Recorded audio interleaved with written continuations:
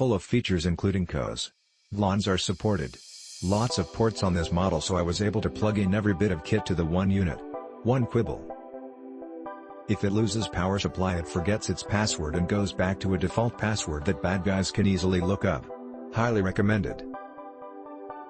We closed our office down and I ended up bringing a dozen servers home to migrate the contents to the kit at our data center.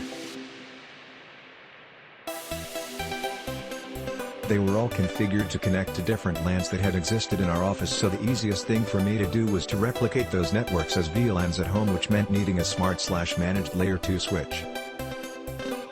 Having had various bits of NETGEAR switching kit at home over the years and having a strange love of the NETGEAR Blue, told you it was strange, and with such a decent price I thought I'd grab a couple of these.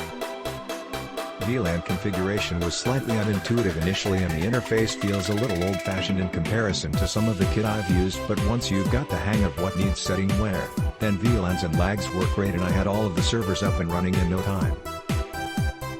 Epic Smart Managed Switch does everything I need to while consuming under 10 W. Fanless, so ultra silent and has yet to go down because of a fault/bug. SNMP and LAS are the main reasons to purchase one. The V3 had a fan, this one does not. Blissfully quiet. Also, the two fiber sockets on this one are ports 25 and 26, effectively two more ports, as the V3 used 23 and 24 for the fiber or copper. Only issue so far is the inside Android app cannot monitor the device. NETGEAR support keep telling me the app cannot manage the device. I agree. What they don't get is the Android app cannot recognize the device as registered nor monitor its state. I closed the case and am Googling for solution.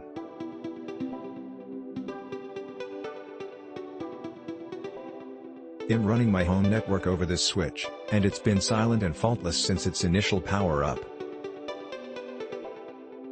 It's not the sexiest looking switch around. Some of NETGEAR's other offerings are much prettier, but for a box that sits in a dark room quietly doing its business, who cares? As a fully managed switch, it does take quite some time to boot up from cold, which can be a shock coming from unmanaged hardware, but connect this to a UPS and you'll never have to worry about that.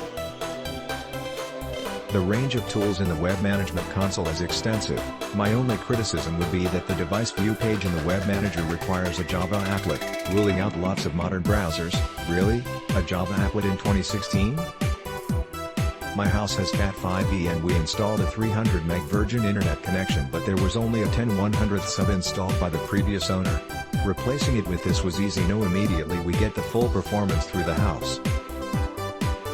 Click link in description for more reviews.